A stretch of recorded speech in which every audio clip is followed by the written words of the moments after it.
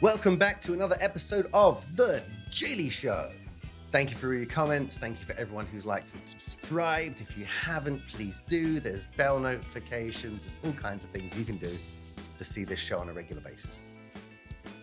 We try and have brilliant guests here with huge amounts of knowledge, and we go all over the world trying to find the right people to have on the show so I can learn something and maybe you do too. But one of the things that we've realized is that we have phenomenal homegrown talent right here at glprouk with incredibly important messages and a load of knowledge which they can impart on your good self. So this week we have the man of many names, J Laws, Johnny Laws, Jonathan Laws, Dronathan, Droners. The wonderful Mr. Jonathan Laws, check him out on LinkedIn, who works for us here as a video editor.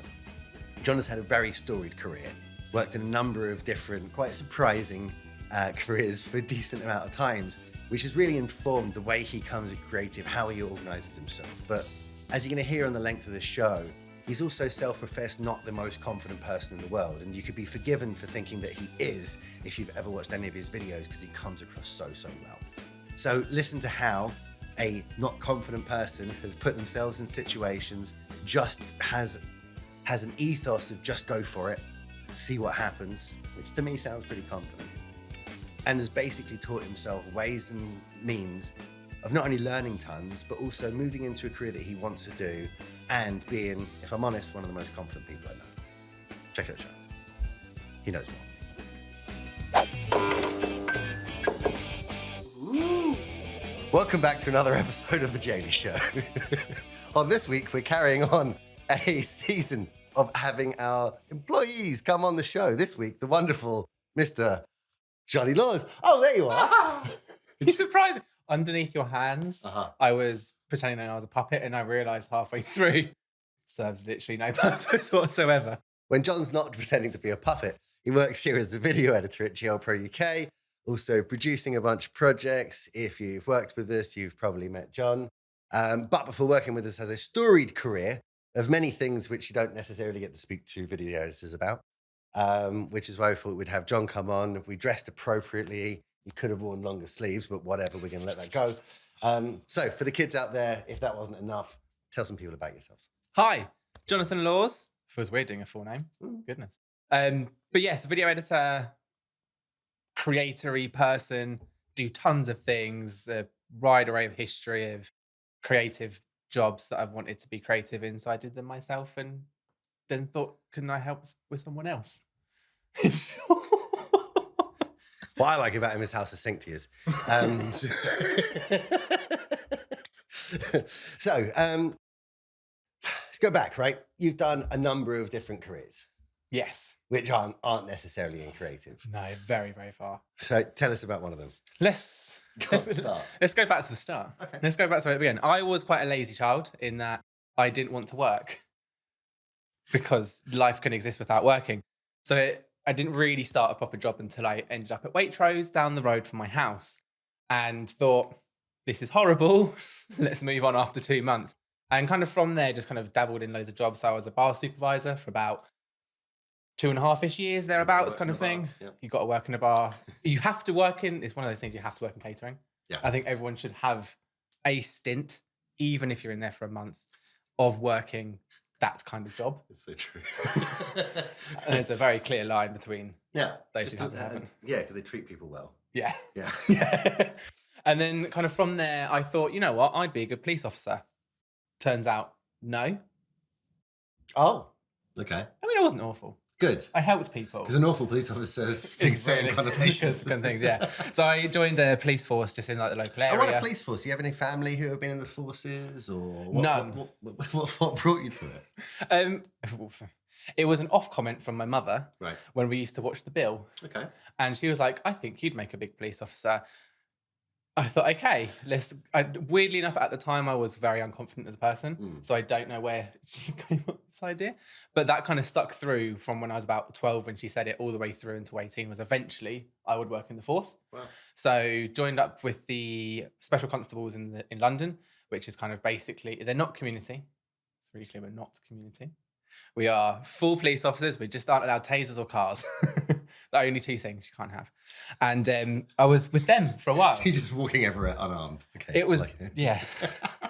The borough of Kingston becomes quite a long walk when you know you can't use a car to get to the other side. But had a lot of fun there. It was really good. We did tons of work, not just with Kingston Police like themselves, but we did things with Scotland Yard, the wider metropolitan area. Wow. We went out to a place over just in the border of like Kent, Essex area, and did like a few house raids out there to get people who just happened to be stuck with a warrant and had to be arrested. Okay. And then it was around the time when London kind of got not great as far as terrorism is concerned. And there was quite a few back-to-back terror attacks, such as like the one on the bridge. And the bridge one was kind of that second to last leaf for me, in that I had just finished a shift and I was far enough away that they couldn't be like, come back.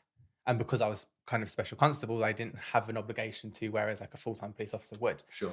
And so, was that what you were doing? You were going to be a special constable and then full-time police officer? Yeah, and then on that kind of work my way up. Maybe use my degree to kind of get to detective and stuff like that, but so and so forth kind of thing. Everyone I know who's become a detective in the police, though, has had to go through all of the stages. Right? You work your way up. You don't just necessarily, it's not like the army where you can get into officers' club.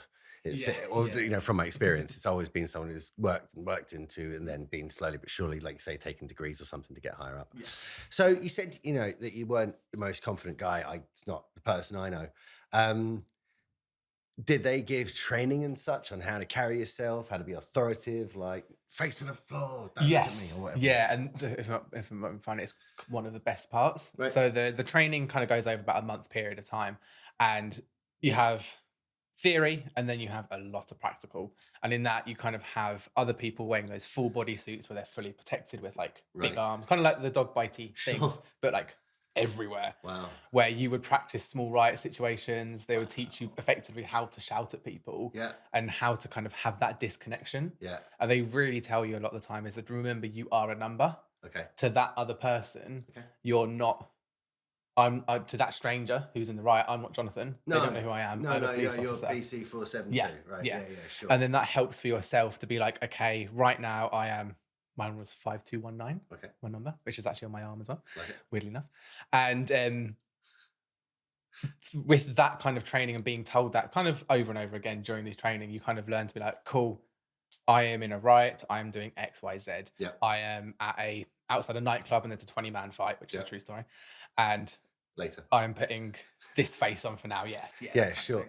Because I've always what's something like I love police camera action and all those shows.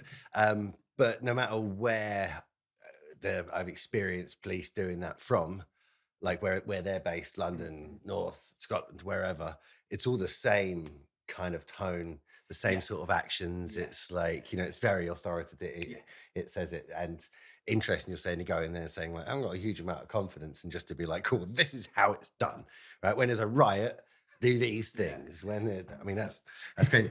And then just repetition, just over and over and again. We did multiple.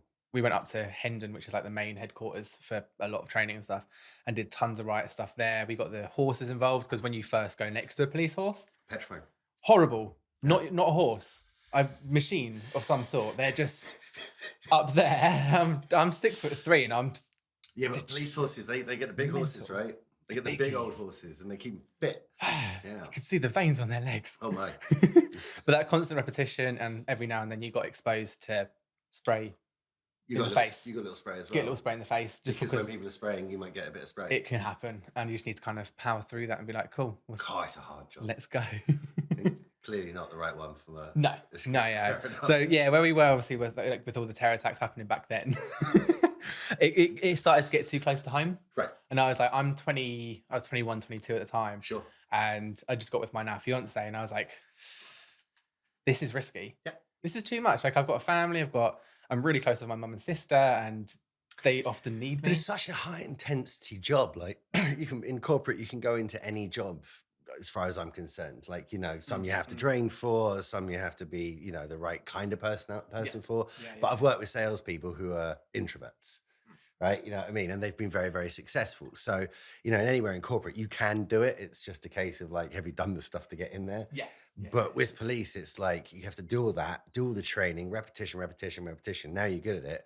And then it's high intensity the whole time. It suits people who want to do that for a long period of time. Yeah. And that having to switch from 0 to 100 in 2 seconds is a lot. You could be sat in the station or you could be walking down the street, being quite nice, being chill, being quite relaxed, chatting to because you're John Laws. People. Sure. Yeah, just chatting away. And then instantly it's, you need to go here. Yeah. And the second you're there, you're bang. You're 561. Yeah. Sure. And you're kicking ass and taking names.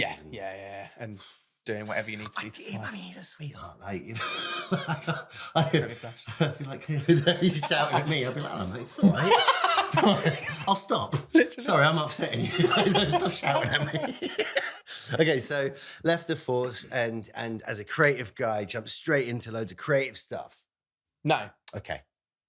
Went from one 0 to 100 job to a second 0 to 100 job. Because who needs hair at the young age of 22 years old? Sure. Okay.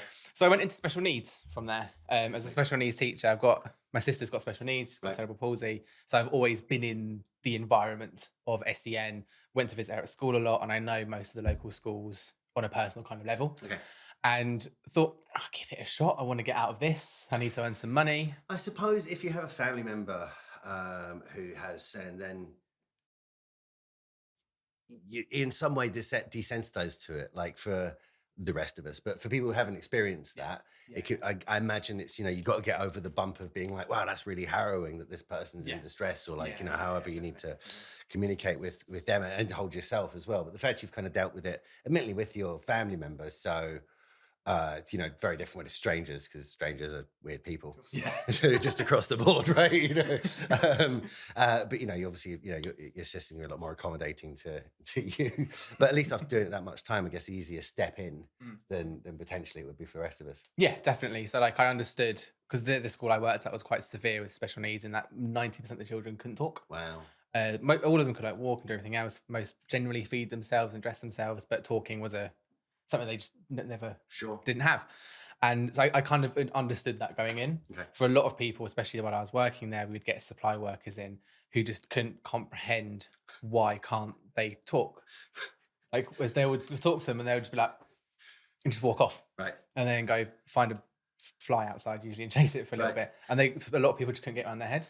And I'd had my sister who couldn't talk and friends of the family who had autism as well, just because I'm laughing because you assume a supply teacher going into that environment isn't going to, they're not like doing high school one day and then send the next, you know what I mean? You'd think that they would like know have some just going into the situation to be like, if they don't talk back to you, maybe they can't, like, I don't know. And I think it's one of those things where so many people see shows such as Undateables, right? And they see that and it's like, okay, that's autism. Amazing. That is the most high functioning people you could have to be on. Like, there's so many levels of that. Like I've had that conversation with people for years of when they're saying like autism, that's when you're like super brainy. Not necessarily. A very small percentage have that savantism or whatever it's Asperger's, autism. Yeah. They're trying to get rid of the Asperger's term for some reason at the minute. So it's more going to be autism spectrum, and then you're high functioning, medium, low. Yeah. And then you have other acronyms, because who doesn't like a good acronym of things like SLD, PMLD, which are more severe difficulties and your profound medical disabilities. And with all of that, but then the movies you see is always when someone's then got Rain Man, right? And they've got some magical ability as well. Drawing on all these windows and counting matchsticks and stuff like that. And just, wow, I wish I could do that. But whereas 98% of the community doesn't have a superpower. Yeah. And like, it is a culture shock for those who don't understand it. Right. And I think from my own opposite ignorance, as it were, I was like, why don't you know? Sure, you grew up there. Exactly, and that's the thing. So when especially when my fiance came to join me to work there, she didn't understand it to a certain degree because she hasn't had that experience. Yeah. And I'm like, but why? And then you're like, oh wait, it's not in the norm, as it were, to be surrounded by all this for 22 years of your life. And then I had to adjust myself. It made me a bit more understanding of people who came into the classroom. But how interesting, no matter where, there's always bias, right? You're walking into things and being like, why can't they talk? And then you're sat there being like, what the hell's wrong with you? Yeah, precisely. Why don't you know they can't talk? Wow. So how long were you doing that for? 5 years. 5 years in there. It was the phenomenal job, really amazing job.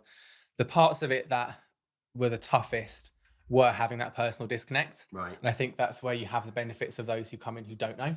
Okay. Compared to those who come in who've had a history. So I knew the future, as it were. Right. I knew what the future, by the time they hit 25, right. I knew what their life would look like. Okay. Because I'd know what kind of services they would or wouldn't get, most of the time wouldn't get, what kind of like support they can get from X, Y, Z. So I could see that. And in a lot of cases, upset me. Because I knew I can't stop that because no matter how much work I put in right now. Yeah. And I think that where, especially around the pandemic as well, where my own family was struggling with kind of things like carers and getting anyone inside the house to look after my sister, these people was having the same. And I'm like, so I'm worried about my sister and 9 other children who are all very similar. And 9 other people's families. 9 other people, it's then loads of conflicting. And especially when it's very strange. You seem like you've worked a lot of jobs where they are specifically based at having a persona. Like you have to go on and put on your, superhero policeman suit, or you have to go and put on your superhero teacher suit, because no matter who tells you what, those 2 people are freaking superheroes. But you know what I mean? And not be my boy Johnny Laws. Yes.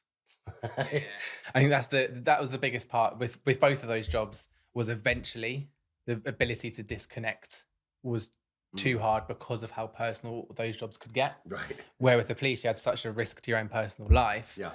You're thinking, my life could just disappear. Well, and as you're saying, actually having, part of the job to put on the number persona. Yeah. Right now I am this policeman number and I react in these ways and such. And same thing I imagine as being a teacher of anybody, just teaching, you have to now put on I am an authority. Yes. I'm I'm here to help you. Put that down. Don't eat that. Don't kill yourself. And then like, I'm just for my own personal high school experience. That's all. Ate too many crayons. But literally, and then there came a point with teaching where I then had the parent side, because you get very close to parents there, because there's such a small class. There's only 8 of them. It's hard not to. Wow. Only 8 children, so you do get to know them, and then you have that. It's hard to then disconnect from that and be like, I've really come to know you quite well, and I can see you're struggling. I can't help. No. Sure, but what I could do to help is I could spend loads of time telling you everything that I've done to help my sister, but multiply that by 8, plus your life, 9. Plus your sister's life, your responsibility for your sister, that's 9. Then like life. Yeah. That's stressful, man.